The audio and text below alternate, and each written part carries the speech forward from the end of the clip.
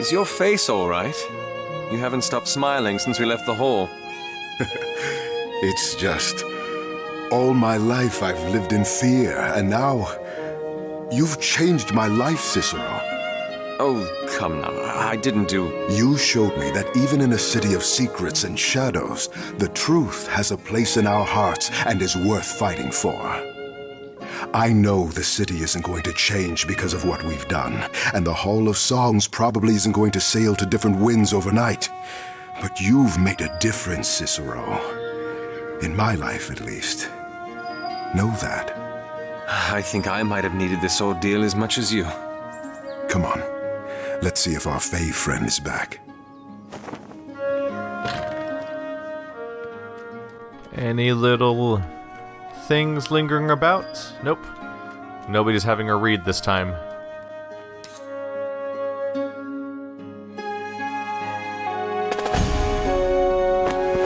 Tower. It's not sharp with spires. It's more of a tall dome. What's going on? Keep going. Salting. I can't believe I hadn't seen this earlier. You've lost me. It was the key to understanding Dementicola. Adaran Vamus, the first man who salted and retained a portion of his mind, could, during his lucid moments, read, write, and speak Dementicola, just like Vasco. He was the cornerstone upon which all research into the language was based. What are you saying? I'm saying it's a bridge. Salting connects the two souls, the two minds, the two spirits, or whatever you want to call them. And it happens when we use the Mascherines' powers too strongly, tap too deeply into another soul. So they're connected? Exactly. And now, all the stories of the past are at our fingertips. Imagine all that we could learn now that we understand this connection. Right. So what's the poor bloodling done to deserve this? Vasco's claimed that he's had a few memories that seem to have been left over by the Dementicate, who'd been his Masquerine. He thinks he can see what their city might have looked like. We're trying to replicate it. Remember, bulbous. I think I've got it. And that's it? Let me see. What does it look like? I don't quite know what to make of it. Vasco. I can make out a long tower over there, but... Armadea, that's not a tower. That's a man, with his trousers down. That's his, Vasco!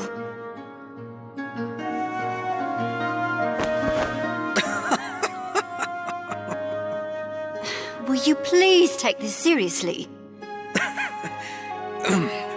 I only see vague images. Nalior, not enough for anything substantial. I suppose it was worth a try. Rotten swine, you. Well, now that everything's settled down, I think we've kept our questions in the shadows for long enough. About the sunken star. Right. You'd best sit down.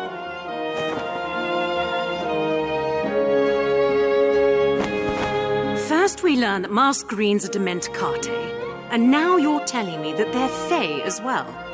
It makes sense. The increase in the mists in the recent years corresponds with the destruction of the hundreds of Mascherines in the War of Bearings. This is incredulous, Inspectore. The Fae have been around since time immemorial, and no one has managed to learn where they've come from. Until now. Think about it, Marshal. Mascherines and Fae. Two things that have existed before the city was even built. Is it really so surprising that they're related? And Lucia was led by one of them? Is. If I could get out of there alive, I'm certain she made it through as well. But, yes, she's being led by a Fae they call the Lady. Being Dementicate, she has knowledge of the world that we haven't even glimpsed. You said she's trying to stop another cataclysm from occurring. She mentioned something about uniting the city, bringing the artifacts together. She handed me some scrolls about Dementicate history to read, but I haven't had the time. Well, now we do. It's not a long record. It explains the downfall of their civilization. In summary, The single event that served as the pivot for the success of their empire was a civil war. Sounds familiar. What was this war about? The artifacts. For a long time, they were used by the Dimenticate to push the boundaries of their empire. Which supports what we found at the Conoscenza. But it couldn't last forever. Not with the way the artifacts worked. Calden! The way they worked. Inspectore. I'm sorry, Marshal. The artifacts were what were responsible for turning the souls of the Dimenticate into Mascherines. They created the Dimenticate's power. And everyone knows this? Marshal, I wanted to tell you. Carry on. Tiziana, Stop wasting my time. How did the Dimenticate fall? when the artifacts were received by the Dimenticate, they initially sacrificed their prisoners to create the Mascherines. When their empire expanded, they began to turn to ordinary men and women instead. As you can imagine, that did not end well. Uprisings? Exactly. Their empire was cleaved in two, those who wanted to continue using the artifacts, and those that demanded that they be kept away, saying that it cost them too much. Well, the artifacts are nowhere to be found, so I assume the latter faction won. Correct. And that is when their empire began to crumble. Without the powers of the artifacts, they couldn't stand against the chaos of the world. Chaos? It isn't explained exactly what it was, but I think it is safe to assume that it's related to the Cataclysm. If these scrolls don't mention what the Cataclysm is, then why does Lucia believe another is in store for us? I don't know. But what I do know is that she believes that she needs to unite the city, and she intends to do that by overthrowing the registry.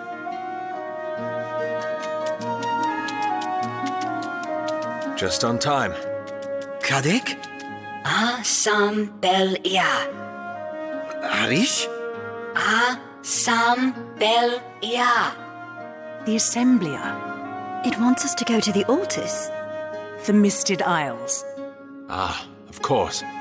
I'm sorry, I don't follow. The Misted Isles, a set of monuments left behind by the Dimenticate. The altars built the Assemblia around it to keep people out. Vasco, what's on these monuments that it wants us to see? Can't it just tell us what's on it? Avar? Don Sivnia. Santa. Atavach. No, they're guarded, and he doesn't remember precisely. But he promises they're important. It's all right. At least now we have a lead. Tiziana should go with you. The relationship between the Altus and the Luca is the strongest of all between the Semora. It might help ease our way in. Well... Do I smell hesitation? fine. Better get ready then.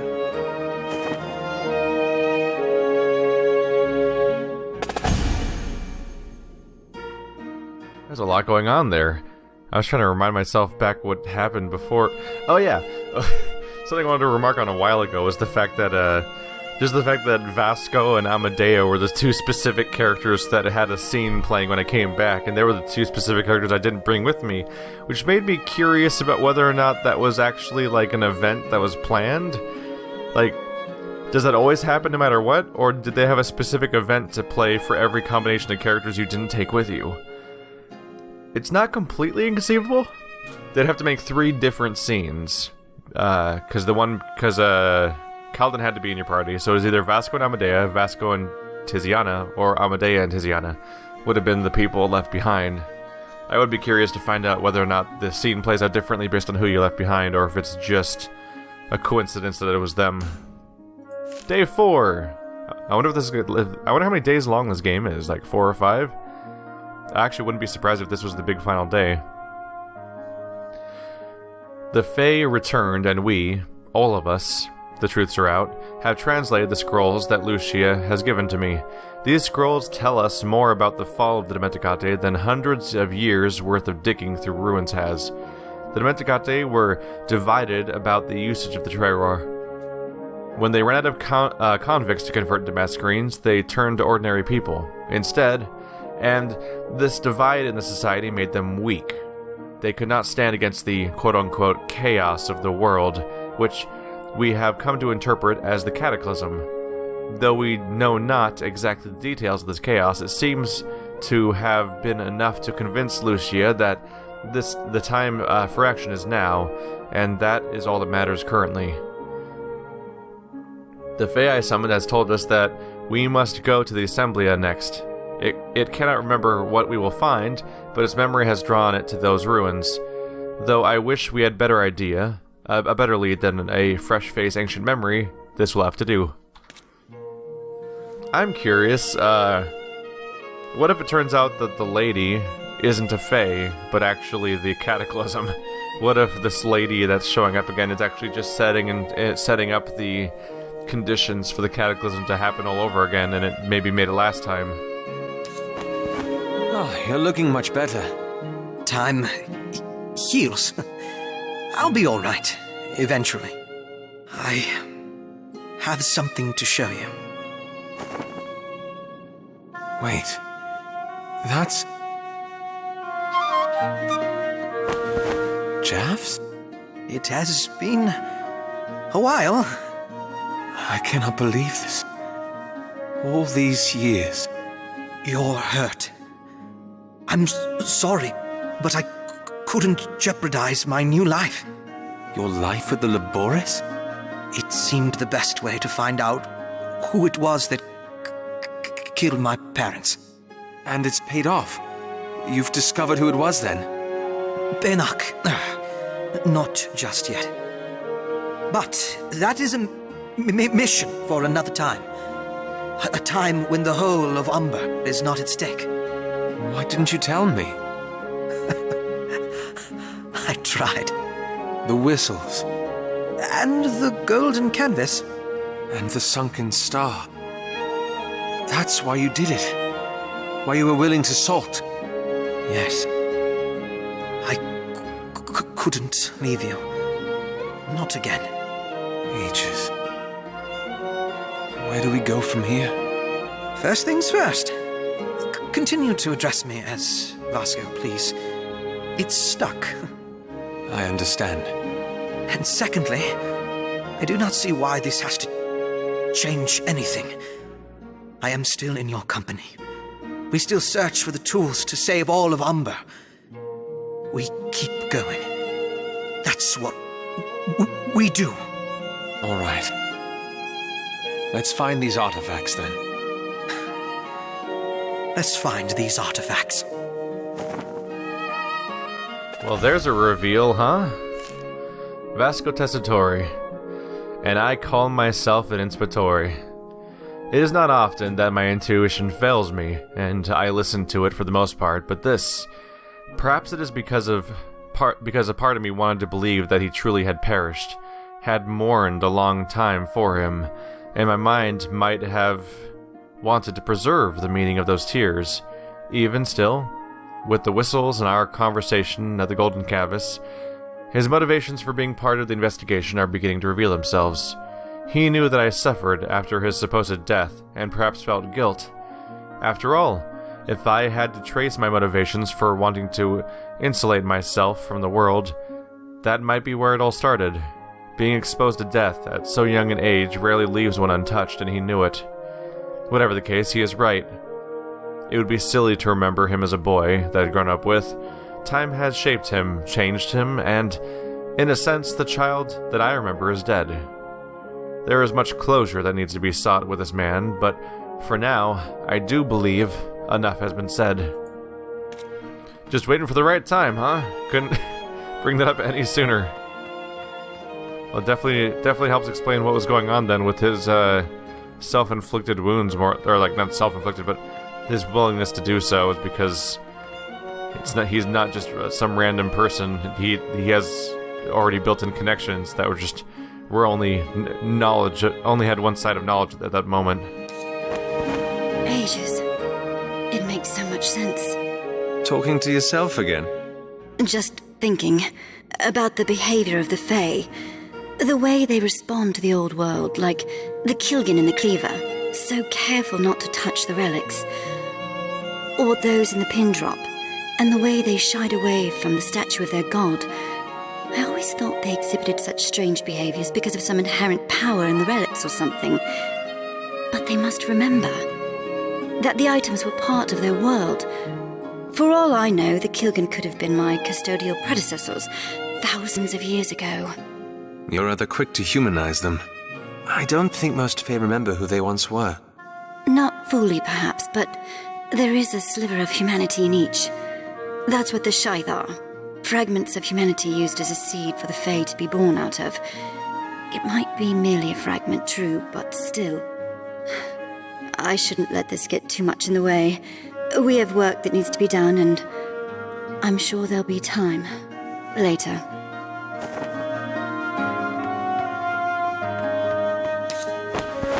Cicero, about earlier. I suppose she had to find out eventually. My mind has just been so overwhelmed. Keeping secrets seemed like the least of our concerns, especially now with tides. What's bothering you? Lucia. She's being led by a demented Kate who's been around longer than all our legacies combined. It just worries me what we're standing up against. We've come this far, haven't we? I suppose we have. All right, chins up then. Tiziana really took the reveal of the secret pretty well, to the point where I figure she may have just been thinking, of course they were keeping a secret from me. Like, she knows that she is the spy of the group, for one reason or another, but she'll probably also still be frustrated about it. Marshal. Inspectore. You know why I did what I did. I do. It's because you don't trust me. I trust you perfectly fine. Your guild, on the other hand. After all this time, you still don't see it. I'm sorry? I am my guild, Inspectore. With hindsight, I suppose I should have made that clearer. Might have spared us both some inconvenience. Wait, is he she the leader of the entire organization? And so the truth is out. I have delayed it for as long as possible, but I've braced myself against her wrath. I suppose that's what makes her reaction even more surprising. She harbors an anger, yes, a cold, wintry one, but beneath that, she is hurt. That astonishes me on two levels. Firstly, it is evidence that she cares. She's invested more into this investigation than I'd initially thought. Had this just been a simple mission on her part, surely she wouldn't have taken this so personally. But yes, here she is, her heart wounded by my deception. Secondly, and perhaps more surprisingly, I am astonished because I find myself sorry. It seems she isn't the only one who's invested more into our acquaintanceship than I had first expected. Somewhere along the way, my view of her changed. Initially, she'd been a burden, a spy, a threat to be wary of. Now, however, a great defender, a compassionate woman to a degree, perhaps even a friend willing to expose herself. She spoke to me of her father. Let me see into her mind and her heart.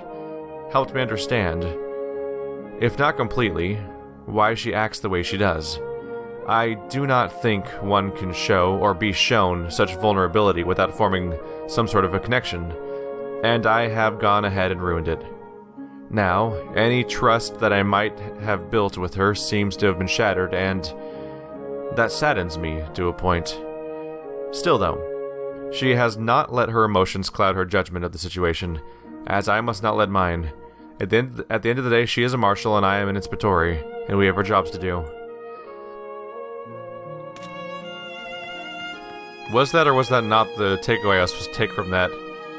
It seemed to be like they were implying that she's actually the leader of her entire guild when she says, I am my guild. Or if maybe she just means the embodiment thereof. She seemed to be ordered by somebody else to come, but maybe not? Maybe she herself is also the leader, and that was just the person I was meeting with at the time? Hasn't anyone told you it's rude to stare? Sir, are we really traveling with that thing? It needs to follow us, so yes. Does it, understand us? Perhaps. It certainly isn't stupid. Right. Well, anyway, where are we going today, sir? The Assemblia, please. Right away. are we taking this time? Definitely Tiziana. Alright, well, Kaladin, I pretty much default to Kaladin. He's a healer, that's valuable. He's a healer and a tank at the same time, that's like double valuable.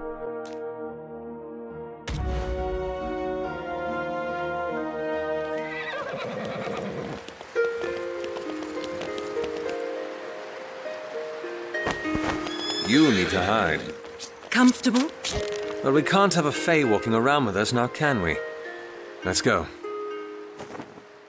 Honestly, I'm surprised they let the Fae run around in that form for the entire trip. The Assemblia. In all of Amber, there might be no better symbol of Altus pride than the Assemblia. Built but a decade after the Atlas had been made official, the Assemblia was constructed with a single purpose: to keep members outside of the Atlas from ascending a set of ruins they've called their own, the Misted Isles. The reason for this is simple, at least to the Atlas. Their restricting access to the ruins is a display of power that they have over those who aren't allowed in. Quite frankly, a vast majority of the city couldn't care less about whether or not they were allowed into the ruins, but the city's opinion hasn't often influenced the Atlas's decisions. The way they say it, it makes it sound like they're just keeping this ruin blocked off out of spite, just because they can, even though they've... And then, even when people don't care about that, they don't particularly care that no one cares. Atlas Nobilis. The Atlas Nobilis, or the Brown Guild, is home to a vast majority of Amber's historians. Most of them are too obsessed with the past to worry about the present. And this blinding obsession with history has come at a cost. In recent years, they have lost the respect of many in the city, especially because of their reluctance to engage in contemporary affairs.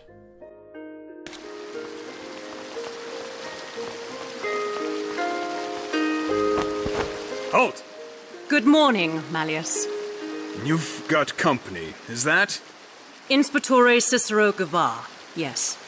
I do not think Va Previo would be too pleased to see you bringing a member of the White Spire in here. I am here under the orders of the Judge Master. I'm certain the Va will allow this. On your word, Marshal.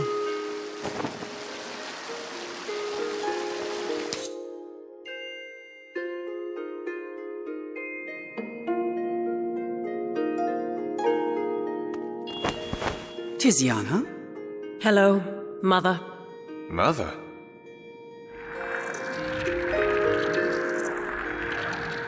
Please sit.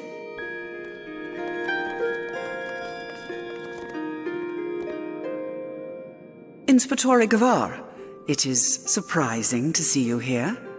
I am sorry, but I had not been told that we would be visiting Tiziana's mother. Does it matter who she is? We need access to the Assemblia, and that is that. So, that's why you've come. Might I ask what for? The Misted Isles. We want to see it. Tiziana, even you understand that I am here on behalf of the Judge Master. You will take us to see it or have him to answer to. I can't. Excuse me? The Assemblia is occupied. What in the light is that supposed to mean? Mists. What is happening inside? The Rediro. They've grown. Grown? They're trying to break free.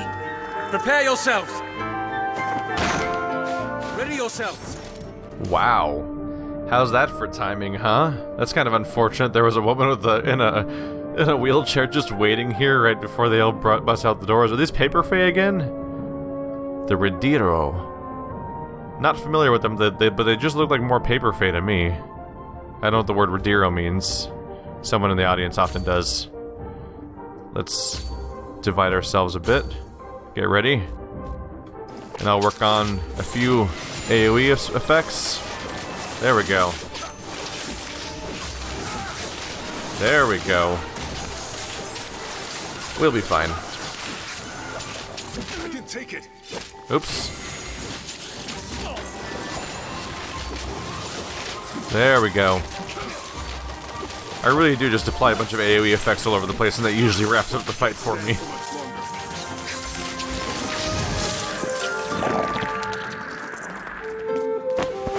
Shades. They're enormous. Va Pravia had gone to the Luca to make a request for assistance. We had hoped to contain them until she returned. It seems you failed at that. Isabel, we need to get to the Misted Isles. I'll get the calendar. Tiziana, guard the door, please, while I determine the course we should take. Calden, assist me.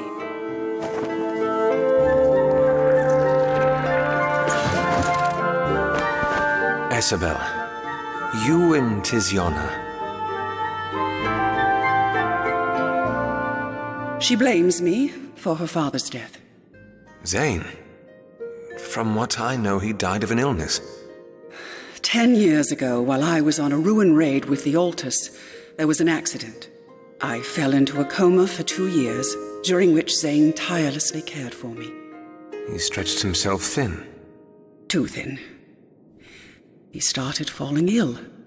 One night, just a month before I emerged from the depths of the coma, he did not wake to the morning sun. Tiziana thinks that if I had been stronger, if I had been able to protect myself, he would still be alive.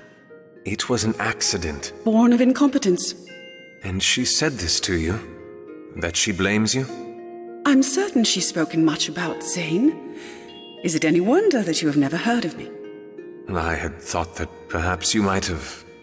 Being dead, sometimes it feels like I might as well be to her. Here, the 57th route. I can take us through it. Isabel, perhaps if you tried speaking to her... I have.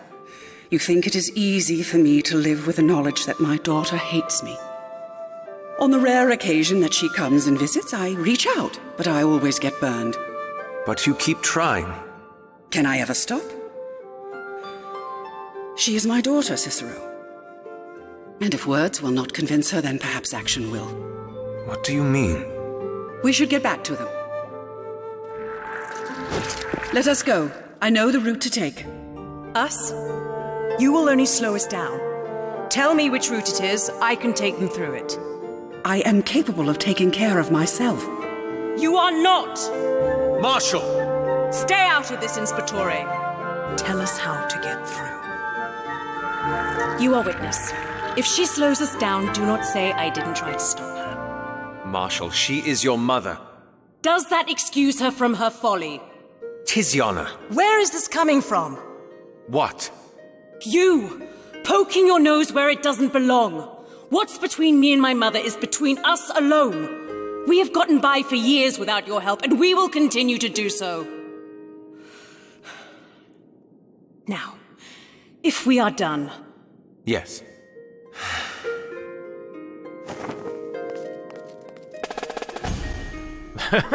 Load up on those entries right there. So, almost as if via some form of, almost like a fake out, we continue to build towards her being a more likable and surprising character, and then the big response is that she is hateful towards her own family because of what's ultimately an accident. And perhaps on some level she knows that she may not be in the right to hate somebody for the reasons that they do. It's just that she is hurt, and the person reminds them of the thing that hurt them, so they don't like being around that person is probably the ultimate thing behind everything. Tiziana 10.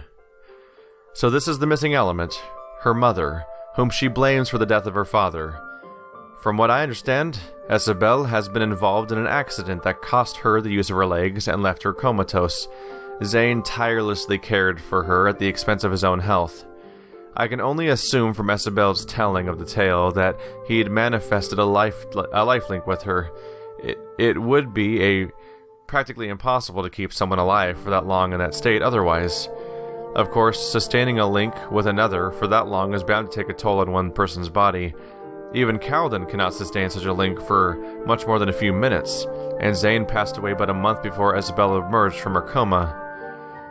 It is in the wake of such a tragedy that I find Tiziana, and, armed with this new piece of information, might perhaps have begun to understand the cause of her actions. She has allowed vengeance and bitterness to corrupt her beliefs. She says that she treasures her father, and that much I believe, but framed by her actions, I now see a woman who has capitalized on the values of the guild that she is part of in order to justify a far too understandable bitterness. She has used her guild to deal with the pain and loss. It is by no means the best way to handle her grief, but it is logical, and I will not falter for it. I cannot. I only wish that she'd see the situation she's put herself in, and what she's spurning, all because of a single mistake. People make mistakes, but to allow them to drag you down the way I've seen, to allow that single mistake to twist your heart against itself, to compromise on your beliefs, to let it define you, that is never worth it. Let that single festering moment in your history control your future, and you will suffocate. Like a strangled crop, you will begin to wither until there's barely anything left. And, ages, there might be no worse feeling in the world. It pains me to watch another person endure what I have had to. Perhaps, if I said something. You might make it worse, you might make it better, no one ever knows until you screw it up. Isabel Di Felici. To love a child is hard enough in this world. To have them hate you despite your efforts, I cannot begin to imagine how much grief that would give. I myself have never had an offspring, nor do I see myself fathering any in the near future, but I can understand the potential that familial ties have for both hurting and bringing joy. Though the affairs between Isabel and her daughter are none of my business, for their sakes I hope they are resolved. This world has enough pain in it already.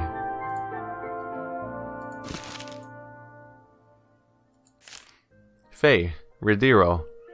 The Ridiro are among Umbra's only tamed Fae. Confined to the Assemblia, the Altus Nobilis' largest library, the Fae have been trained to fetch and replace the books that fill the enormous repository. Without them, the knowledge stored in the upper levels of the Assemblia are practically inaccessible.